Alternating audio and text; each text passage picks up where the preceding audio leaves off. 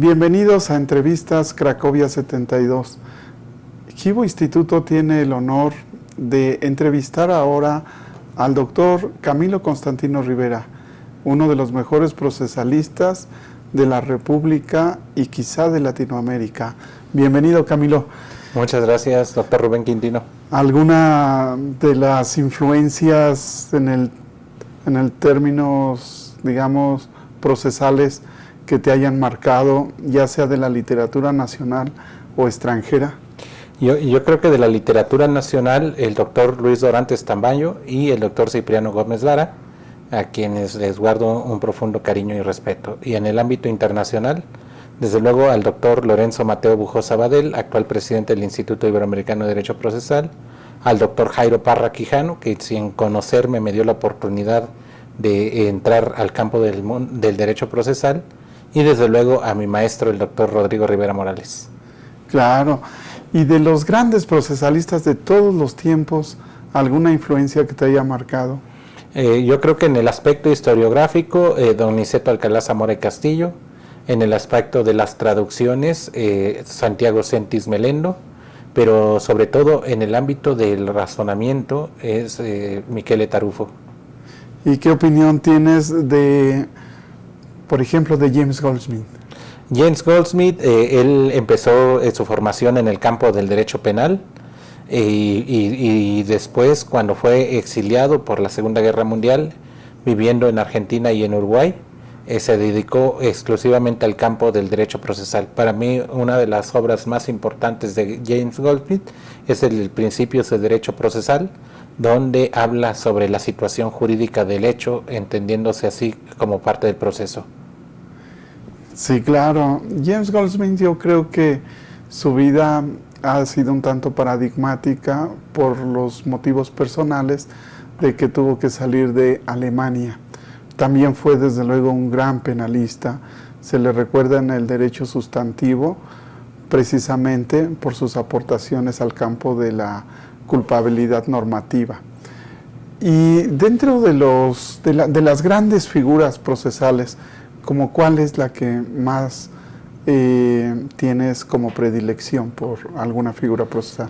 Pues yo creo que más que las figuras procesales, hay ciertas figuras que hemos platicado sobre todo sobre la última década, que son las figuras frontera, porque tienen un ancla en el derecho sustantivo y otra ancla en el derecho procesal. Y esto ha sido muy importante porque hay veces que el penalista o el civilista no entiende alguna figura y el procesalista viene a complementarlo. O al revés, el procesalista lo ve como mero trámite o como mero procedimiento y el penalista, el civilista, el laboralista le da contenido.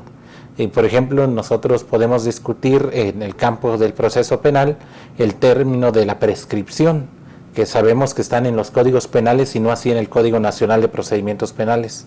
Yo soy de la idea que debe ser el proceso y no el derecho sustantivo el que debe enmarcar las reglas de la prescripción.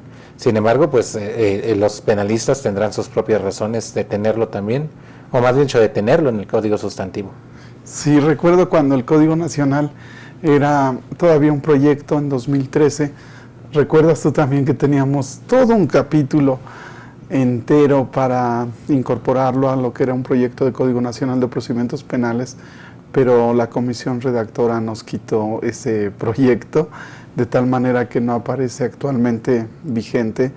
Pero sí, claro, la prescripción es una figura jurídica que, bajo las circunstancias concretas de nuestro país, debiera estar enmarcada, regulada en el Código Nacional de Procedimientos Penales. A veces creo que estas como diferencias entre sustantivo y adjetivo son casi de corte académico, ¿no crees, Camilo? Yo creo que sí, yo creo que son para aficionados, porque en realidad quienes se dedican al estudio en la parte no solamente operativa o práctica, sino en la parte científica del derecho, nos vamos a dar cuenta que el tema del derecho procesal y el derecho sustantivo, pues básicamente son cuestiones conceptuales, pero ya en la parte operativa hay que solucionar casos prácticos. Y por ejemplo, los márgenes de punibilidad nos van a permitir hacer cómputos de la prescripción, o nos van a permitir hacer cómputos para la procedencia de un procedimiento abreviado en cuanto hace la reducción de la pena, como lo marca el artículo 202 del Código Nacional, o la suspensión condicional del proceso, o por ejemplo el tema de los mecanismos alternativos de solución de controversias. Y ahorita uno de los grandes temas que se está dando la polémica es la tentativa como figura frontera en el ámbito de la medida cautelar. Porque tú sabes que la semana pasada, precisamente el lunes pasado, salió una tesis jurisprudencial en donde la tentativa de violación ya no es de prisión preventiva oficiosa como sí lo es el delito consumado. Eso pareciera ser una cuestión meramente procesal y claro, le benefician a muchas personas, pero eso no es precisamente apegado ni a la legalidad ni al ámbito de constitucionalidad. Ahí va a ser un punto de discusión porque están confundiendo rotundamente una cuestión meramente cautelar con una cuestión de fondo. Entonces yo creo que ahí la tentativa también entra como una figura frontera entre el derecho penal y el proceso penal, que los operadores no lo diferencian. Sí, realmente tengo la misma apreciación. A veces vemos el derecho como en términos académicos, cuando en realidad es más orgánico. Pensemos simplemente en el concurso. Y si observamos el concurso de delitos en su historia, vemos que antiguamente en los romanos perteneció al derecho como procesal o a las reglas procesales o a los principios procesales en Roma. Luego el concurso pasa al derecho sustantivo y dentro del derecho sustantivo el concurso, pues como un fantasma errante, ha transitado desde la conducta hasta la culpabilidad, e incluso pasando por la individualización judicial de la pena, y eso hace que nuestra disciplina sea un poco más orgánica y no tanto de corte académico para efectos didácticos, como decir esto es sustantivo y esto es adjetivo. Y hay también, una interrelación. Y también la cuestión del concurso ha pasado sobre temas de la litispendencia y la conexidad, sí, porque claro, puede haber pluralidad de conductas y pluralidad de resultados. Sí. Y claro, si tú lo traes también en esas excepciones que regularmente son dilatorias, también tenemos que saber las reglas del concurso. Sí, y eso todavía viene a complicar más porque o está en la clasificación jurídica del hecho o sí, como dices, fantasma errante en las distintas etapas o estructuras del delito, o es procesal. Yo creo que es un conglomerado y es una figura frontera. Sí, pienso que son como figuras que están desencantadas. Pensemos que cuando tocas una figura y la ves en la relación que guarda en el ámbito sustantivo o adjetivo, esa figura se desencanta en la medida en que puedes ver la interrelación que tiene con otras figuras del orden jurídico sustantivo o adjetivo. Ahora, Camilo, platícanos esta nueva etapa después de la Fiscalía General de la República.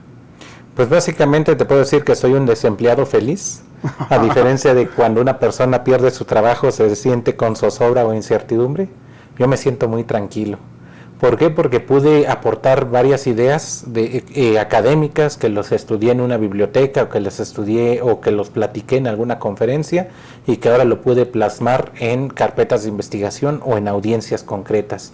Y eso me permite tener mayor seguridad, no solamente en el campo académico, sino también en el campo profesional. Entonces yo me siento tranquilo, me siento feliz, porque hemos hecho un primer paso, un primer granito de contribuir en la procuración de justicia en este país. Me imagino que ahora tendrás tiempo, todo el tiempo para un tratado. Pues primero me tengo que preparar más porque un tratado tiene una exigencia mayor, pero sí voy a empezar a trabajar sobre algunos comentarios de leyes, principalmente desde el punto de vista del derecho procesal.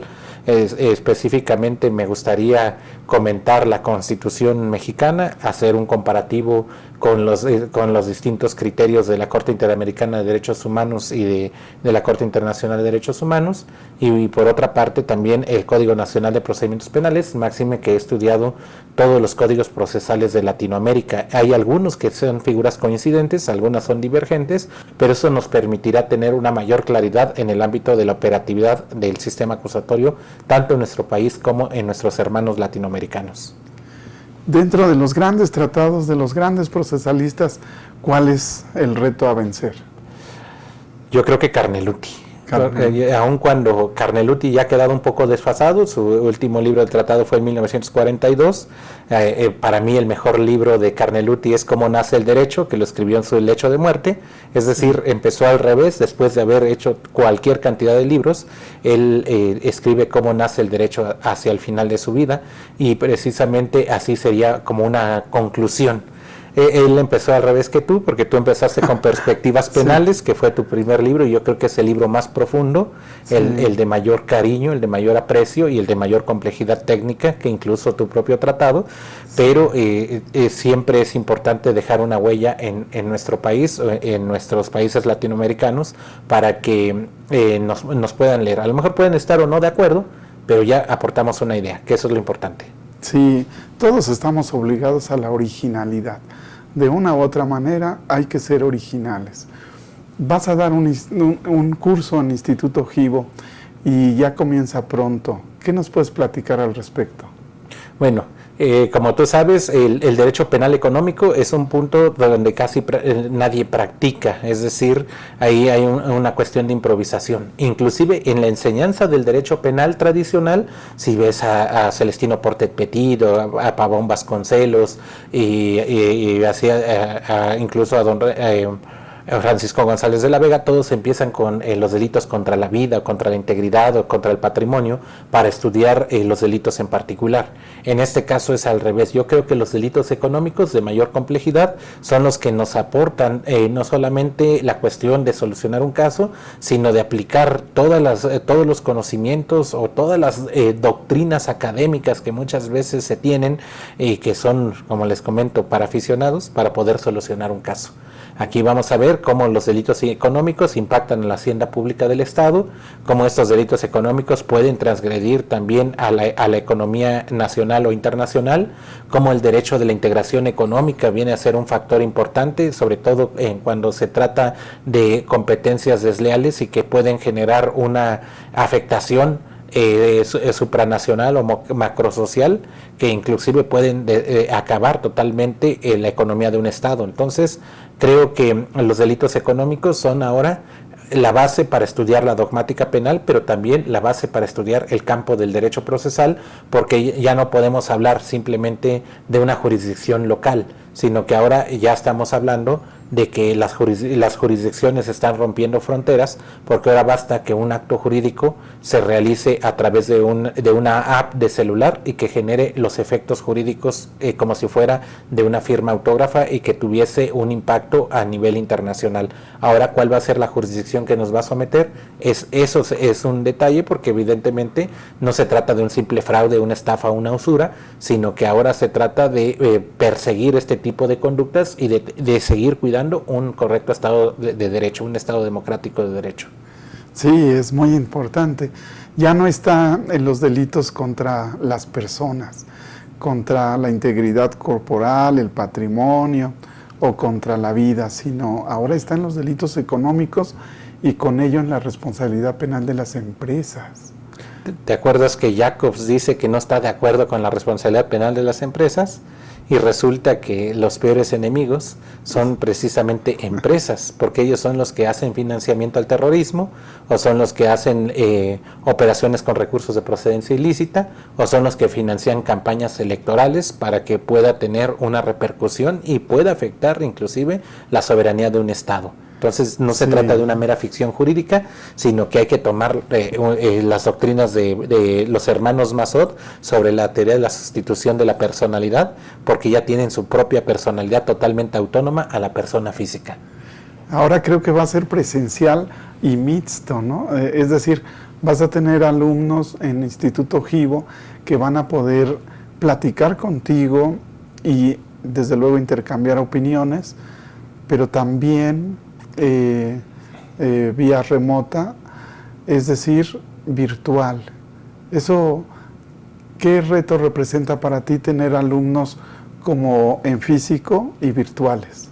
Bueno, yo creo que el físico principalmente es la cuestión de la contingencia sanitaria, que todavía no ha sido superada, donde lamentablemente todavía estamos en una exposición básicamente de salud, Por ahí no creo que haya mayor problema, pero en la cuestión de la virtualidad sí, porque el tener una interacción mediante plataformas o mediante esquemas digitales es bastante complicado jalar la atención de las personas y sobre todo poder utilizar esos métodos de enseñanza tradicionales que siempre habíamos venido desarrollando y que ahora la educación tiene que cambiar sus paradigmas. Y los métodos de enseñanza. Ahora es un reto, creo que, ¿qué haría Carmeluti si viviera en estas fechas? O los grandes procesalistas, ¿qué harían con las grandes herramientas de las que disponemos? Yo creo que estarían asustados porque siempre se vio como la tradición del expediente o la tradición del foro o la tradición de una exposición abierta, pero no de una exposición telemática. Ahora la doctora Silvia Barona Vilar acaba de sacar un magnífico libro sobre la justicia digital, y hay varias críticas en el campo de los derechos humanos porque hay una cuestión de deshumanización muchas veces de la propia justicia. Sí, claro. Sí, todos estos aspectos los vamos a tener en el curso, y desde luego en este curso también le darás un tratamiento procedimental, ¿no?, a toda esta clase de delitos económicos. Sí, la idea es darles algunas estrategias, sobre todo de las providencias precautorias, medidas cautelares y medidas de protección de carácter real, no las personales, que esas tradicionalmente se conocen, sino más bien verificar a través de distintas normatividades, no solamente el Código Nacional de Procedimientos Penales, que se contemplan diversas figuras procesales para poder garantizar el cumplimiento de una obligación, es decir, el sometimiento de una persona física o jurídica a través de sus bienes para que pueda dar cumplimiento a cada una de las pretensiones que se pueda realizar, no solamente del juzgador, sino también de la contraparte. Y evidentemente también vamos a tratar la cuestión de la contracautela y los efectos de los daños y perjuicios. Claro, es un curso, como pueden observar, muy completo y sobre todo práctico, donde van a combinar la teoría con hechos reales. Eso es lo importante. Finalmente, volvamos al comienzo. Dentro de los grandes procesalistas de todos los tiempos, nacionales y extranjeros, dentro de todos ellos y dentro de todas esas figuras, ¿cuál es donde consideras que has hecho tus mejores aportaciones? Yo creo que la Universidad de Salamanca es donde hemos hecho las mejores aportaciones, es donde nos han abierto las puertas en Europa y prácticamente en todo el mundo, porque a partir de ahí he viajado hasta Japón para poder conocer los temas del derecho procesal. Y claro, hay grandes personalidades como el doctor Lorenzo Bujosa, el doctor Rodrigo, el doctor Pepe Bonet, que es de la Universidad de Valencia, que también es una magnífica persona y un gran procesalista que ha tratado todos estos temas. Y todos ellos prácticamente son los que están consolidando el derecho procesal en América Latina y en el mundo entero.